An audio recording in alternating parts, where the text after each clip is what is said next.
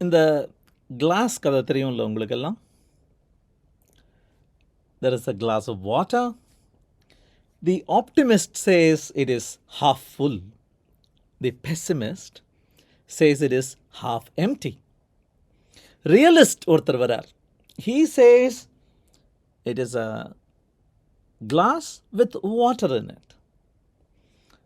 At that time, a skeptic comes and he says, hey, are you sure it is water in that glass? Is it glass, by the way? The physicist comes and he says, there is nothing empty there. It is a glass with water in liquid state in the lower half and probably air and vapor in gaseous state in the upper half. The mathematician comes. She says, the glass is twice as large as it needs to be.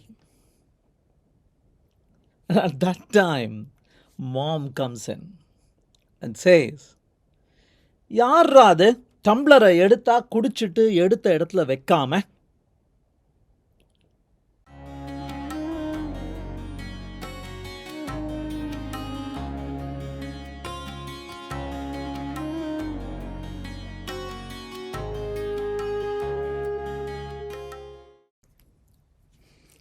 வணக்கம். 425 is about that glass of water. Padi Kali, the pessimist's opinion. The thing is, the internet, if you go looking, is filled with all this positivist thought. Confidence, happiness boosting, motivation, belief, inspiration, enthusiasm அப்படின்னு போட்டு stuff பண்ணியிருப்பாங்க. இந்த மாதிரியெல்லாம் books இருக்கும். Norman Vincent Peale அப்படிங்கிறவர் எழுதின book magic of believing, how to stop worrying and start living அப்படின்னு ஒரு book, power of your subconscious mind, think and grow rich, Napoleon Hill. In fact your glass is half ஃபுல்னே ஒரு book. திரும்பினா அங்கே ஒரு book இருக்கும். So many. இன்ஃபேக்ட் இந்த பெசிமிசம்க்கு definition ஒருத்தர் இப்படி கொடுத்துருக்கார். எல்பர்ட் ஹப்பார்ட் அப்படிங்கிறவர், he says, a pessimist, who is he? He is a man who has been compelled to live with an optimist.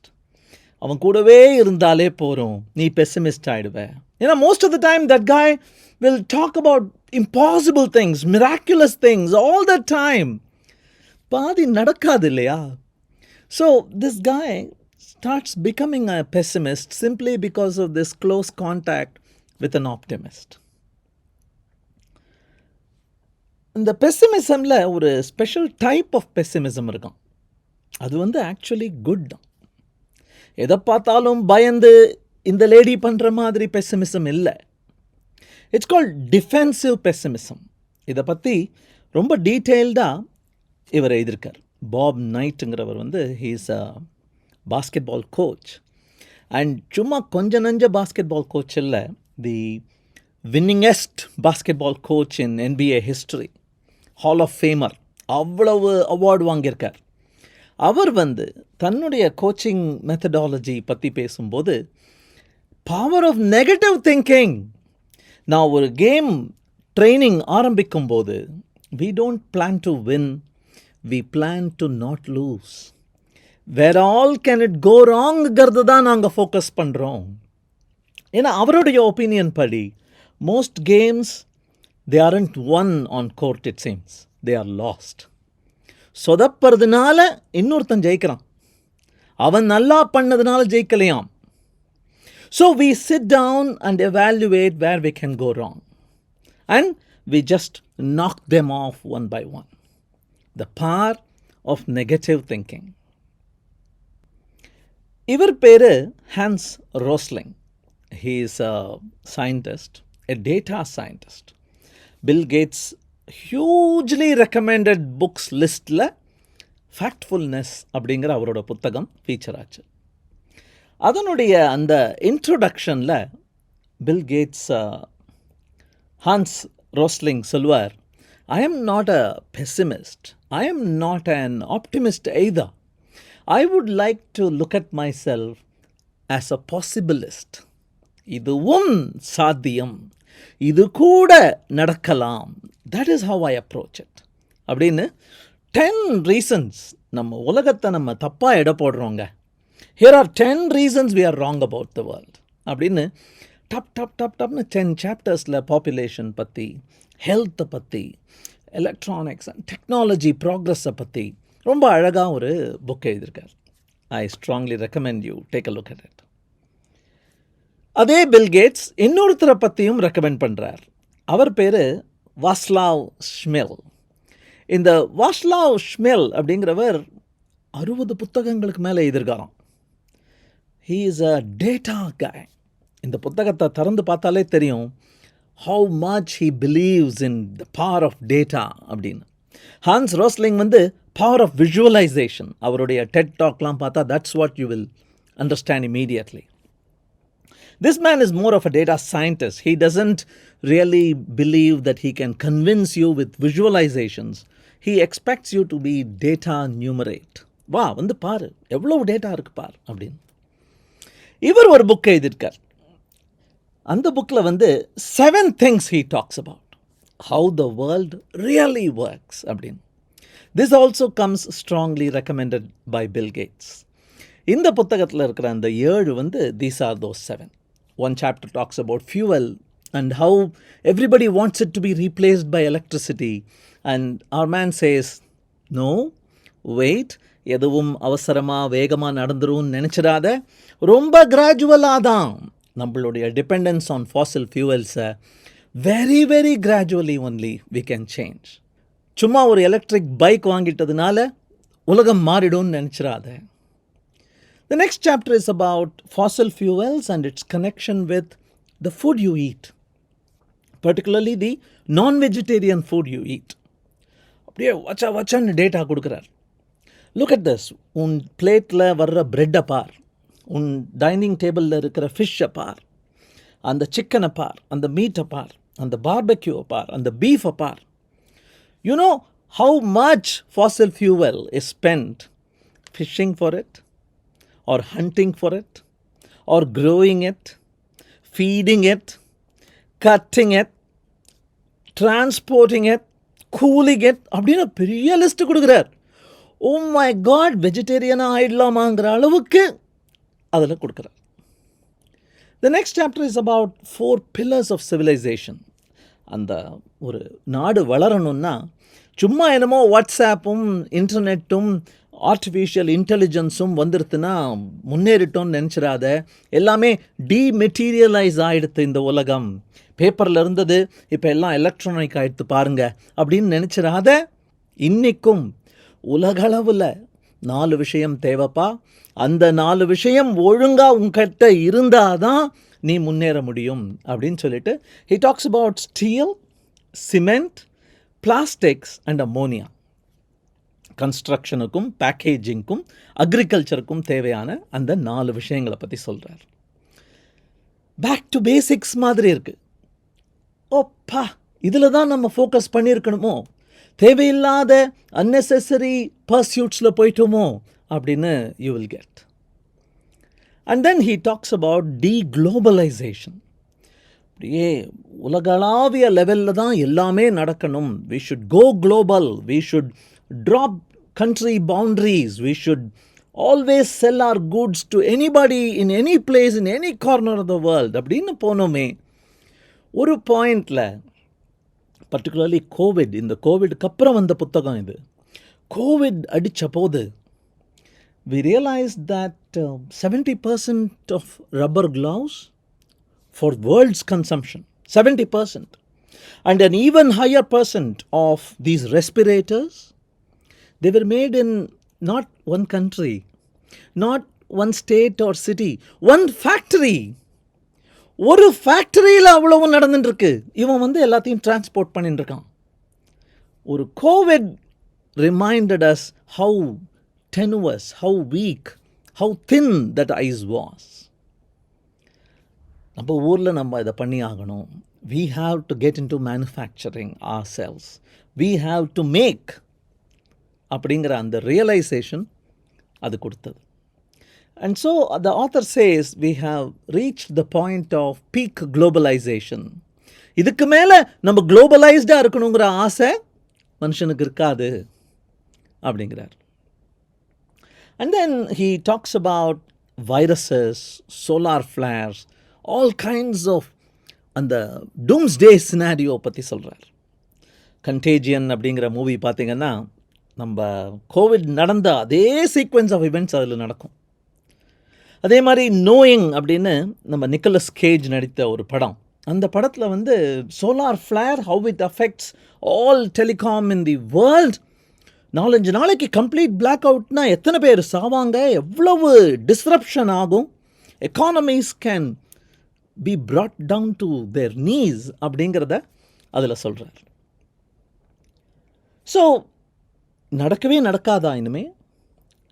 அடுத்த பேண்டமிக் வருமா? வந்தால் நம்ம ரெடியாக இருப்போமா? Nothing can be really avoided. Risk ஃப்ரீங்கிறது simply don't even expect it. All you can do with all these progresses in technology and innovation is mitigation of risk, management of risk. அதை நீ தயார்படுத்திக்கோ அப்படிங்கிறார் அந்த புத்தகத்தில். And then he talks about that little pale blue dot that we call home. ஒரே ஒரு biosphere தான் இருக்குது. சும்மா யாரோ ராக்கெட்டில் மார்ஸுக்கு கொண்டு போகிறேன்னு சொன்னால் நம்பிடாதீங்கன்னே சொல்கிறார். ஏன்னா அது ப்ராக்டிக்கலாக சாமானிய மனிதனுக்கு வர ஆப்பர்ச்சுனிட்டியாக அது ஆகிறதுக்கு ப்ராபப்ளி செஞ்சுரிஸ் ஆகலாம் அப்படிங்கிறார். So take care of this place. நான் சின்ன சேஞ்ச் பண்ணி என்ன பெரிய விளைவு ஆகிட போகிறதுன்னு நினச்சிடாத. Most of us make that mistake. 2 things we make. The first mistake we make is we think our contribution is too small in the grand scope of things. Sorry, no. The second mistake we make is, hey, not in my lifetime. The earth isn't going to simply become uninhabitable in my lifetime. So why should I bother? So in the long range thinking illa, scale thinking நம்மளுக்கு இல்லை. 1000 பேர் சேர்ந்து சின்ன சின்னதாக பண்ணினா அணில் மாதிரி குருவி மாதிரி அப்படிங்கிற அந்த திங்கிங் இல்லை. ஸோ டேக் கேர் அப்படிங்கிறார். அண்ட் ஃபைனலி ஆஸ் ஒரு warning chapter he talks about the apocalypse on one side, probably nuclear war, probably bio war, probably COVID, a stronger version. And on the other side he talks about AI truly becoming a global entity, singularity, where AI invents AI and starts getting infinitely better and more powerful and hopefully benign. அதை பற்றி பேசுகிறார். So S, உலகத்தில் இதெல்லாம் நடக்க தான் போகிறது. Progress நடந்துகிட்டே இருக்கும், செட்பேக்ஸ் வந்துக்கிட்டே இருக்கும், occasionally seemingly insurmountable difficulties வரும், and occasionally near miraculous advances-um வரும். டெக்னாலஜி உன்னை காப்பாற்றும் அப்படின்னு சொல்கிறார். This other book I chanced upon, this also talks about pessimism, psychology of money அப்படின்னு எனக்கு ரொம்ப தெரியாத ஒரு பிஸ்னஸ், இது ஒரு விவகாரம். I don't know much. So மணியை பற்றி பேச வரல நான் இங்கே. பட் இதனுடைய ஒரு chapter, I think 17th chapter, அதில் வந்து த செடக்ஷன் ஆஃப் பெசிமிசம். இந்த பணம் விஷயத்தில் இந்த பெசிமிஸ்ட் இருக்கானே, டூம்ஸ்டே பர்சன் இருக்கானே, எல்லாம் அழியப்போகுது, ரிசெஷன் வரப்போகுது அப்படிங்கிற அந்த பயமுறுத்துகிற பர்சன் இருக்கானே, அவனுக்கு ஒரு ஸ்பெஷல் பிளேஸ் இருக்குப்பா, எல்லோரும் அவனை போட்டுருவாங்க அப்படின்னு ஒரு விஷயத்த சொல்கிறார். அண்ட் ஏன் அவ்வளோ செடக்டிவாக இருக்குது, particularly in the matter of money அப்படின்னா, he talks about 3 reasons why. The first is, அது மீட்டியாரே வந்து விழப்போகிறதா இருந்தால் கூட எங்கேயோ ஒரு கார்னர் ஆஃப் த எர்த்தில் தான் விழும். பட் பணம்ங்கிறது எங்கும் வியாபித்து இருப்பதினால், it affects one person, it affects everybody. The second thing he talks about, which makes money unique and pessimism enjoyable, is in the analysts இருக்காங்களே, எக்கானமிஸ்ட்ஸ், அனலிஸ்ட்ஸ், வால் ஸ்ட்ரீட் வாட்சர்ஸ், இவங்கெல்லாம் சும்மா இருக்காம prediction கேமில் இறங்கிடுறாங்க. அறகுறை இன்ஃபர்மேஷனை வச்சுட்டு இப்படி ஆகலாம், இப்படி வரலாம், இப்படியும் போகலான்னு ப்ரெடிக்ஷன் கேமில் போயிடுறாங்க. And they miss out on one thing. When predicting something, உன்னுடைய ப்ரெடிக்ஷனினால் அது முழிச்சுக்கிட்டு வேறு டைரெக்ஷனில் போக சான்ஸ் இருக்குது. A cricket ball has been hit by the batsman. You chase the ball. That is predictable. A rabbit starts running and the dog starts chasing the rabbit. Is that predictable? Of course not, because every move the rabbit makes, the dog adjusts. But every adjustment the dog makes, the rabbit readjusts. So it is a dynamic game. And finally, the third reason why it is seductive அப்படின்னா, நல்லதுக்கு காலம் இல்லைங்கிறார். நல்லது எப்போவுமே கிளேசியலி slow, மெதுவாக நல்லா நடக்கும். இந்த past 100 years எவ்வளோ முன்னேறி இருக்கும்னு தெரியறதா? தெரியாது, ஏன்னா nobody writes about it. But 1% drop in share price of some particular stock, it becomes red, it becomes red. So bad news spreads fast, and that's again why pessimism is seductive அப்படிங்கிறார். He also talks about one iron law of economics there. He says, ரொம்ப நல்லாவோ ரொம்ப மோசமாவோ circumstances இருந்ததுன்னா, wait, they rarely stay that way for too long. ஏன்னா there is this supply and demand adjusting mechanism. அதை ப்ரெடிக்டே பண்ண முடியாத மாதிரி it will adjust. And finally, இந்த பெசிமிசம்க்கு இன்னொரு ஒரு பெரிய லெவல் யூஸ் ஒன்று இருக்குது. அந்த பெசிமிசமை நீங்கள் if you can channelize it correctly. In Christianity, what was pessimism? Pessimism was about the fall of man. ஒரு உன்னதமான ஒரு கார்டன் ஆஃப் ஈடன்லேருந்து ப்ரைமல் சின் நீ பண்ணிட்ட, அந்த சின் பண்ணதுனால அதிலேருந்து நீ விடுபடுவது தான் உன் வாழ்க்கை. Prepare for heaven, atone for your sin. பகவத்கீதையில் என்ன சொல்கிறாங்க? நீ எதிர்பார்த்து ஆசைப்பட்டு மோசம் போயிடுவ, எதிர்பார்க்காத, கடமையை மட்டும் வேணா செஞ்சுக்கோ. பெரியவர் இவர் என்ன சொன்னாரு? இவர் hey, living is suffering. Not just one, multiple times. சம்சார சாகரத்தில் போயிட்டே இருப்ப, நீ சஃபர் பண்ணிட்டே இருக்க போற. பிரேக் அவுட், நிர்வாணா, மோக்ஷா, அப்படி கூட்டிட்டு போயிட்டார். So attachment, suffering. Living, attachment, அப்படி கூட்டின்னு போயிட்டார். So when they took the essence of living and instead of looking at it as why me, they generalized it, universalized it and said why us. And there they were able to create religions that stood the test of time. Closing thought, in the glass of water பார்க்கும்போது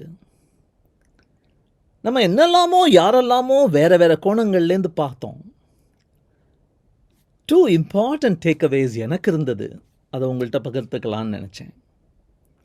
The first one is, hey, drink it man.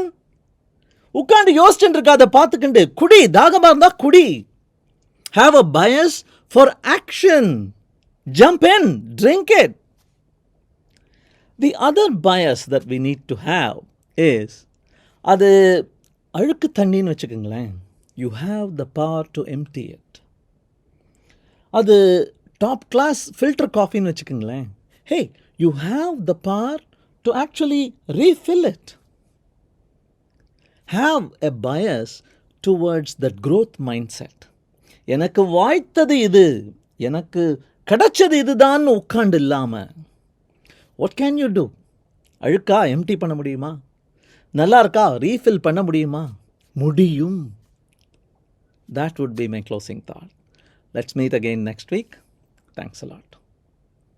If you liked this video, இதுவும் பிடிச்சிருக்கும்னு நினைக்கிறேன். Please go ahead check these out.